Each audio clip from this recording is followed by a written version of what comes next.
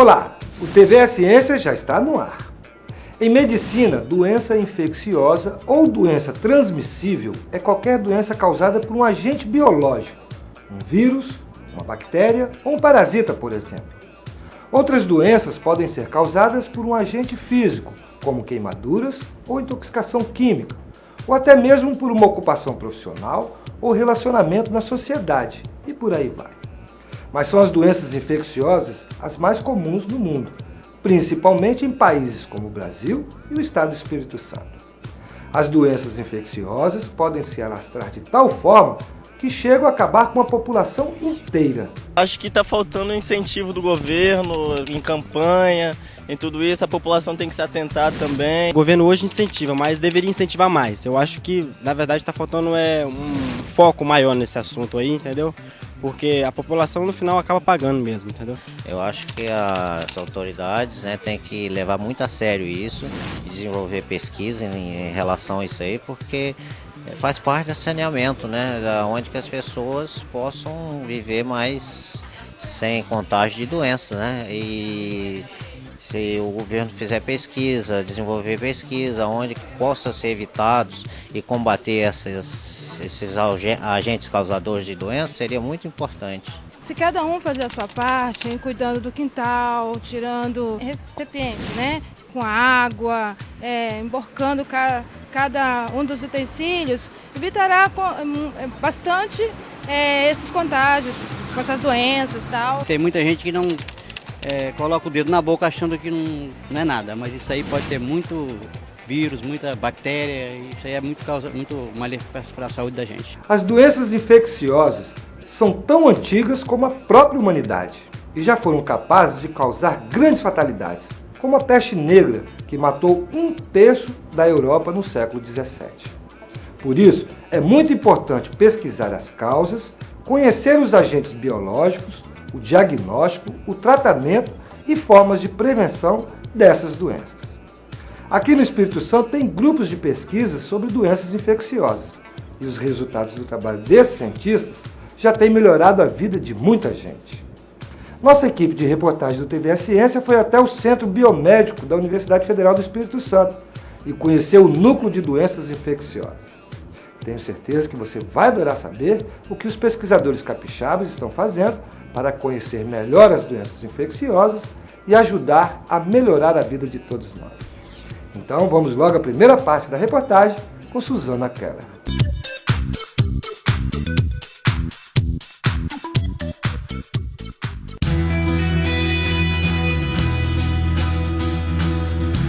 As doenças infecciosas acompanham o homem ao longo de sua história. Houve casos em que elas arrasaram populações inteiras, como a peste negra, que dizimou 1/3 da Europa no século XVII. No entanto, também foi nesse período que as pesquisas científicas passaram a desempenhar um importante papel para o diagnóstico, tratamento ou mesmo prevenção dessas doenças. Nosso estado possui um importante centro de pesquisa nessa área, o Núcleo de Doenças Infecciosas NDI, que funciona no Centro Biomédico da UFES e conta atualmente com mais de 60 pessoas, entre professores, técnicos, alunos de graduação e pós-graduação, atuando diretamente em diversas pesquisas relevantes para o nosso estado.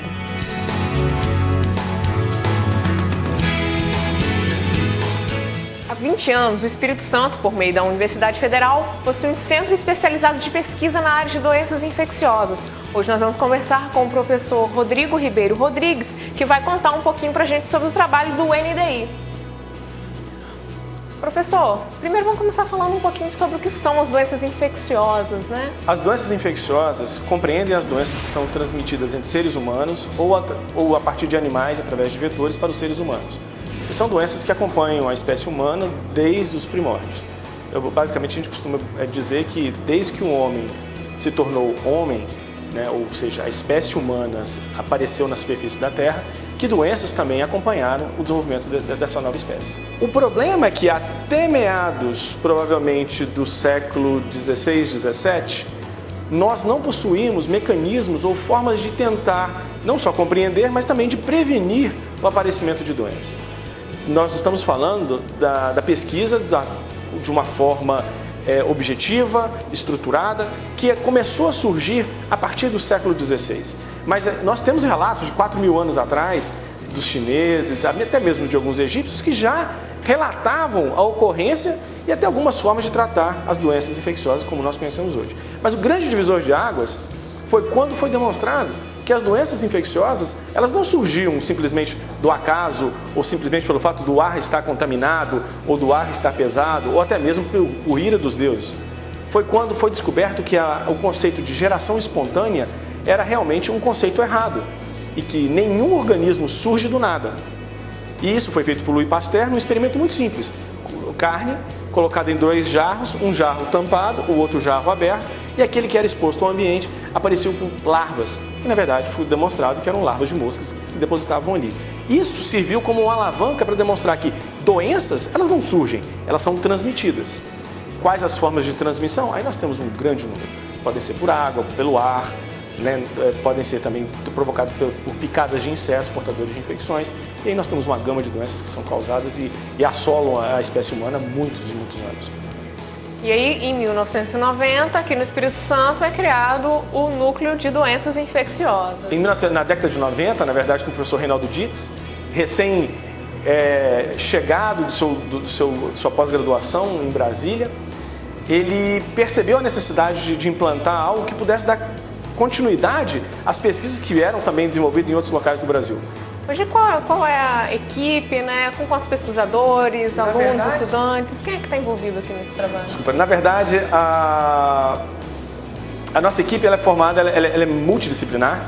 São pesquisadores com várias orientações, né? Na grande maioria, para dizer quase toda a totalidade, todos eles doutores ou PhDs, em diversas áreas. Área de imunologia, epidemiologia, doenças infecciosas, microbiologia, virologia, parasitologia, micologia, que são os professores que são professores do Departamento de Medicina Social e basicamente do Departamento de Patologia, que compõem o quadro. Nós temos também pesquisadores que são pesquisadores visitantes. Nós temos alunos de pós-graduação, doutorado, mestrado e também alunos de graduação que desempenham funções de pesquisa. É claro, guardadas as proporções, aqui todo mundo é responsável por aquele pequeno pedaço que às vezes a gente tem que fazer para contar uma história grande. Na verdade, não somos pesquisadores de uma única doença, nós somos pesquisadores de uma linha de raciocínio. Por exemplo, eu trabalho com imunopatologia, eu trabalho com respostas imunes que levam ao desenvolvimento ou resistência a doenças. Então, cada um de nós tenta fazer algo semelhante. São bastante cursos, então, envolvidos aqui. Com certeza. Se você me perguntar quais são as profissões ou quais são as origens dos pesquisadores aqui, nós temos médicos, nós temos biólogos, farmacêuticos, nós temos enfermeiros e até dentistas. Dependendo da área, dependendo da pergunta, você tem os mais variados profissionais conversando. E sempre, como eu disse, não importa se nós estamos falando com um aluno de doutorado ou com um aluno de iniciação, cada um contribui e contribui sempre de uma forma positiva. Muitas vezes a pergunta do iniciação científica ela é tão interessante, ou às vezes até mais interessante do que a de um aluno mais graduado, até mesmo, talvez, pela inocência na pergunta. Quanto mais pura, mais interessante ela se torna. E outras oportunidades, outras ocasiões, assim, o senhor citaria que o desempenho ou o trabalho do NDI, né, contribuiu na... Bom, nós temos um trabalho belíssimo, que eu considero muito bonito, em tuberculose e em hanseníase, em HIV, que nós já estamos trabalhando há vários anos. Acho que tuberculose é tão ou mais antigo até, né, do que a própria fundação do NDI, como esse núcleo de doenças infecciosas. Esse trabalho em tuberculose é um dos trabalhos que a gente vem executando com grande sucesso. Eu acho que uma das coisas que nós conseguimos, como eu falei, a montagem dessa rede de diagnóstico, onde a gente consegue quase que em tempo real identificar os casos de TB, comunicar ao médico para que possa realmente iniciar o tratamento. Isso é fantástico. Porque um dos grandes problemas do diagnóstico de doença infecciosa é o tempo entre o momento do diagnóstico e o momento onde você começa realmente a interceder junto ao paciente, tentando ou controlar a doença ou eliminá-la. Então, se você diminui esse tempo, o ganho é enorme. ainda mais quando se tratando de uma doença de transmissão através de aerossol, ou seja, uma pessoa conversando com tuberculose ou tossindo com tuberculose em um ambiente pode estar contaminando outras pessoas. Então, esse momento é um momento importante. No caso da hanseníase, da TB, uma outra contribuição importante nossa foi a questão de começarmos a entender o que acontece com a tuberculose, o que acontece com a hanseníase, quando, como num país como o Brasil, né, de dimensões gigantescas, continentais, também assolado por uma outra doença, que às vezes é uma doença que ninguém considera uma doença real, né, que são as verminoses. A associação dessas duas doenças, uma tuberculose com uma verminose, uma hanseníase com uma verminose, agrava em muito a clínica da tuberculose ou da hanseníase, facilitando que o paciente consiga não resolver o problema, mas evoluir para as formas mais graves. Essa também tem sido uma contribuição importante da gente. Com relação ao HIV, além de nós termos também referência no estado para a quantificação de CD4, né, que é um marcador imunológico, para a quantificação da carga viral, que é um marcador virológico, para as resistências do vírus aos medicamentos, que também é importante, porque você hoje customiza o tratamento do paciente com HIV baseado no perfil genético do vírus que ele porta.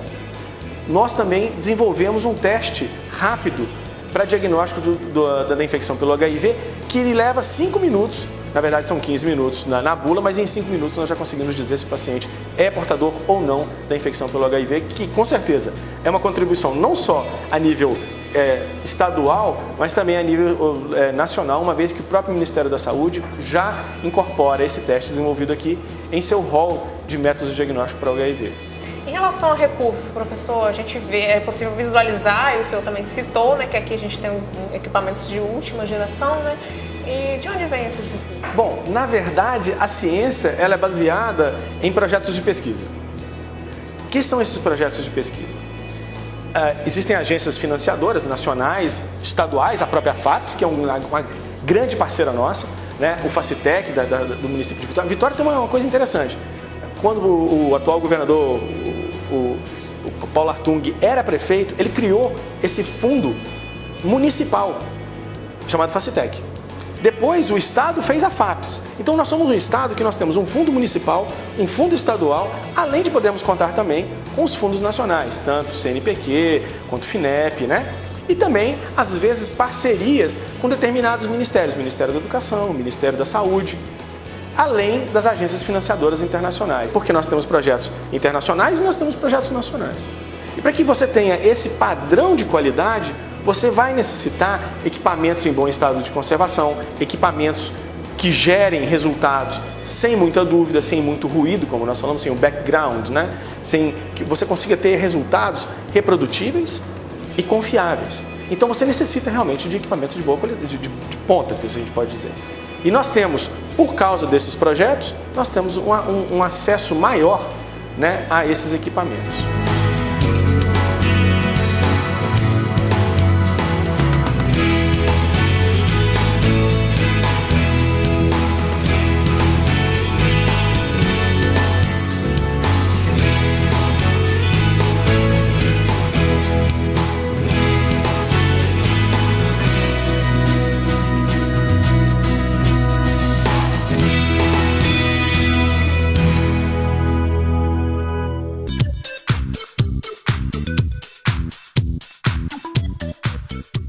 O Núcleo de Doenças Infecciosas da UFES também está tentando estabelecer as relações entre a presença de parasitas no organismo humano e o tratamento de doenças infecciosas. Mas isso fica logo mais para depois do intervalo. Fique aí que a gente volta já já.